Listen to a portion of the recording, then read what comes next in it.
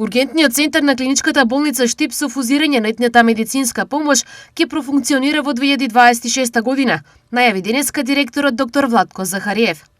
Се надевам во 2026 година сега на преговорите дека ќе имаме позитивен одговор и дека би можел 2026 година да го пуштиме во функција.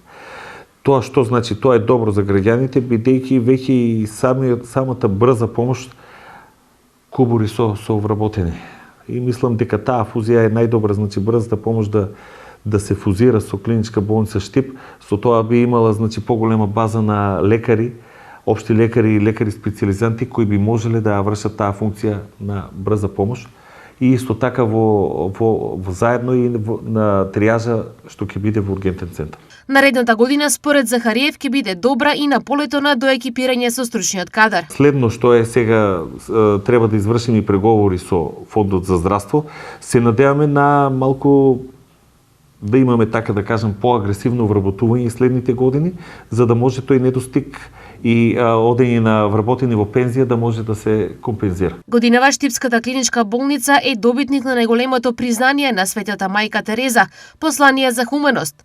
Што ова значи за болницата, вработените и менеджментот? За сите вработени во клиничка болница Штип ова е едно големо признание за несебичното давање, себедавање, значи и вложување на труд, максимален труд за последната година што ја дале во работата во болницата и за најмногу за тој немил настан што самиот персонал даде се од себе за 16 март. Несомнено дека оваа 2025 година е една од успешните години во работата на оваа институција. Секое едно одделение е една алка од целата клиничка болница Штип што мора да функционира и да дава максимално за да целиот позитивен број и позитивна работа од болницата да биде како една целина. Значи, се треба да биде во една хармонија. За сега проблеми со работата на медицинската апаратура нема.